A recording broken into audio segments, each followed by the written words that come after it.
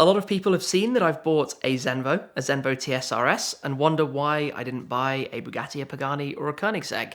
And to be honest, it's actually something that's happened over a long period of time. Of course, I'm incredibly fortunate to be in such a position, and it's amazing to be able to share this story, this journey, these dream moments, quite literally, with the car so far. And I feel like I've barely even scratched on the surface up to this point.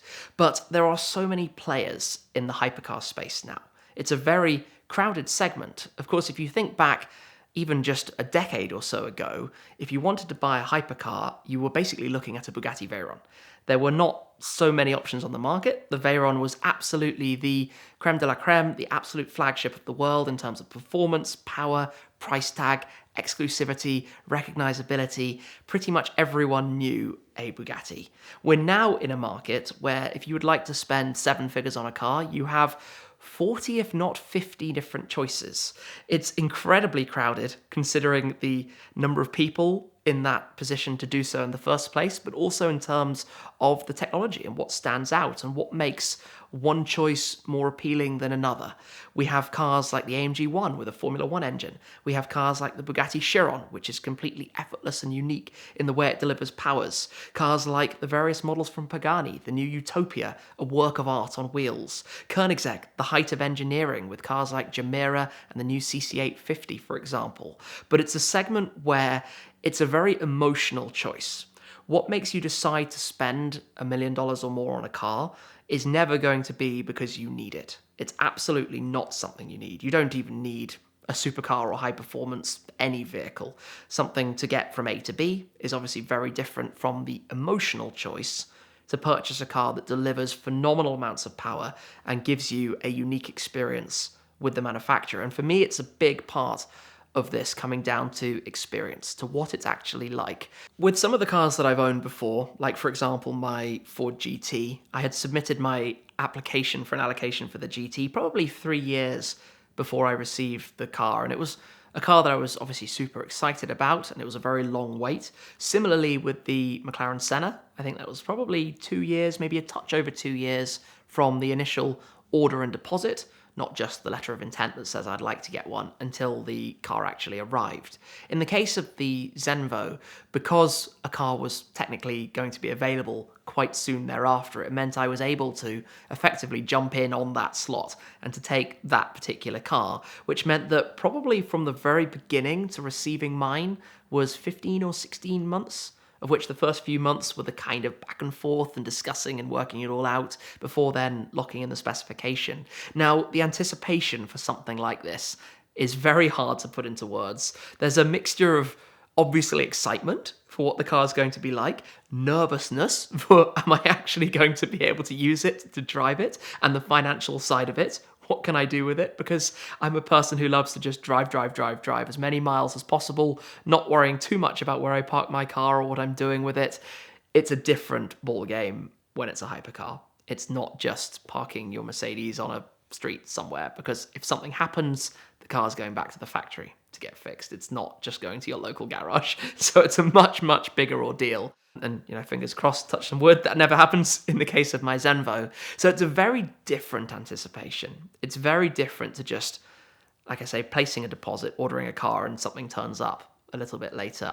So the Zenvo story for me actually takes us back almost a decade to the first time I filmed one of their cars. It was actually out in Dubai, as it happens, a car that was there for an event, and I went to take a look at it. But ever since then, I've had a very close relationship with the company, with Troels Woltsen, the company founder, who's very much the engineer behind some of the crazy ideas that they come up with. And we've actually filmed many videos over the years as well, from the launch of the TSRS, the model that I now own, and going out for a ride in it, a drive in it, and just meeting the company, meeting the team, and seeing what they're up to, and seeing how they were doing things differently.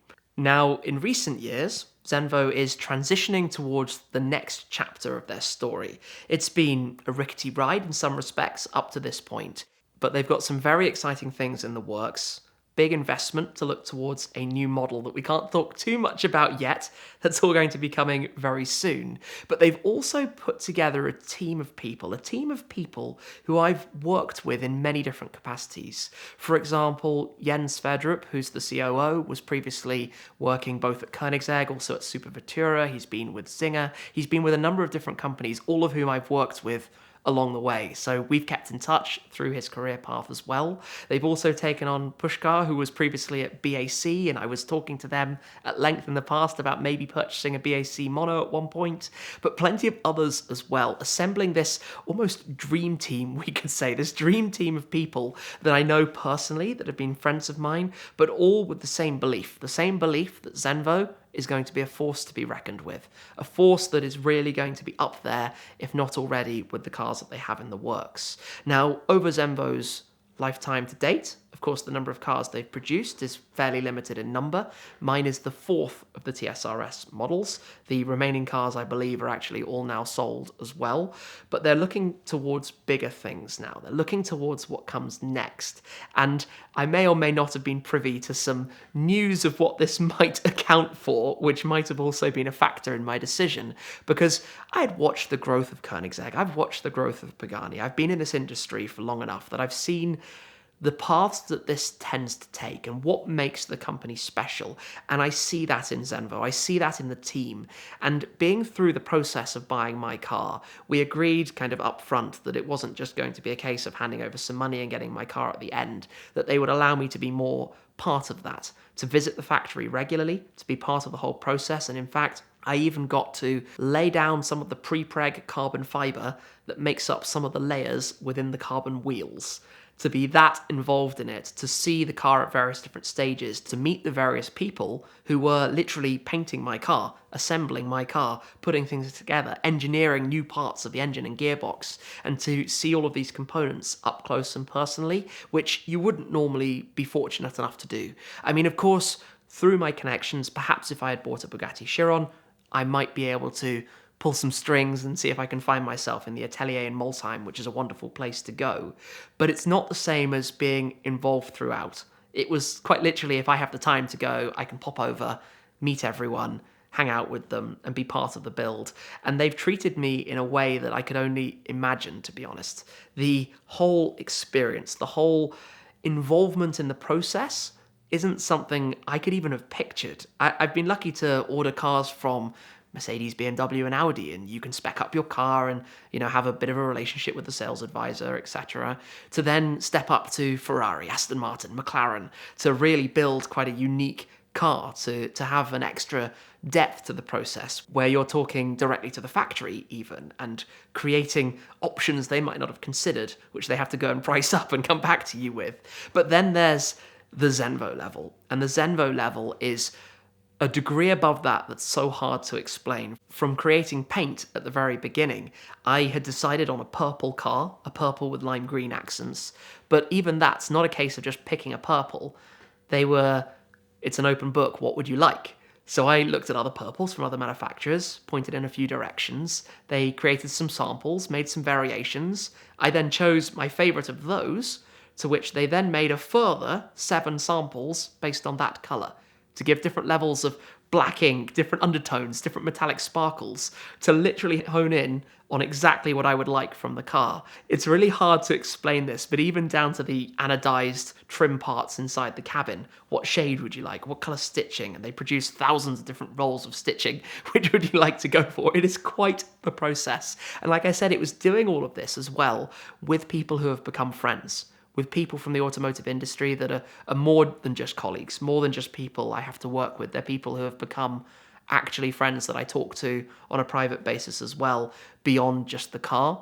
Now, another element which is often, I suppose, not really discussed in this sphere, and it might sound quite unusual, is the cost of the car. A lot of people think if you can buy one hypercar, you can buy 10 of them. And there are certainly people out there who are in a fortunate enough situation that they can. Alas, for me, that is not the case. So to make a purchase of this kind of price point in the region of $2 million or so is something that was a lot of sitting down, thinking about it carefully.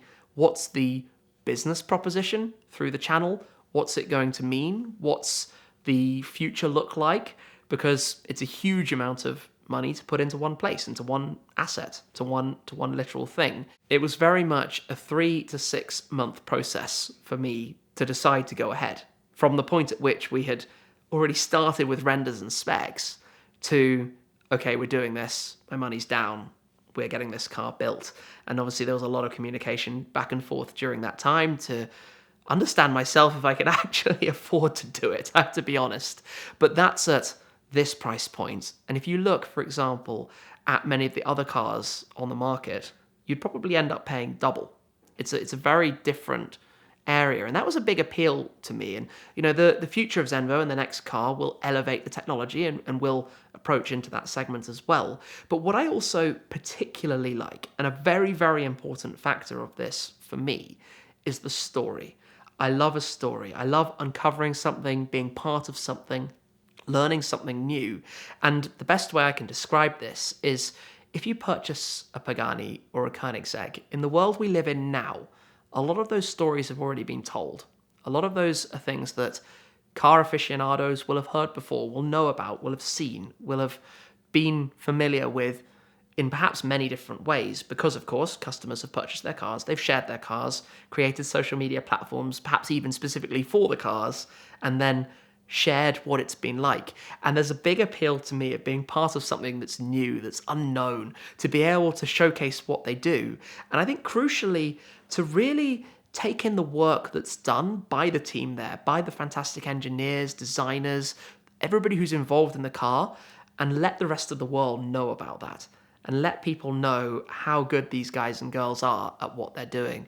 The skills, the knowledge, the engineering expertise, and what actually goes into it. Because it's easy to think, oh, it's just a car. It's just a copy paste. They've taken this from there, etc., etc. But no, at Zenvo, they do it all themselves. Pretty much everything they've created, and they look for new solutions constantly. Can this be made differently? Can a different material go here or there? How do we make this as light as possible, but also as strong as possible? For example, the rigidity of the wheels, any tubes or part of the chassis. How can these be upgraded to carbon fiber, but still as strong as they can be and as light as they can be? And part of the experience of being there so frequently was actually to see all of this firsthand.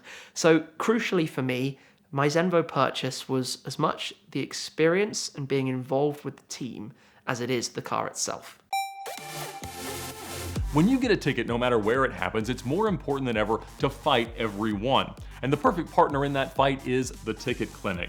When you get a ticket, you're facing costly insurance premium increases, points on your license, fines, risk of suspension, jail time, and they can help you avoid all of that. They've got offices in Florida and in California, but they can help you fight a ticket through their network of attorneys no matter where in the United States you get one. You can text a picture of your ticket to 305-305, or you can check them out now at the link in the description below. So thank them for their support of VINwiki, of CarTrek, and fight your ticket with the Ticket Clinic.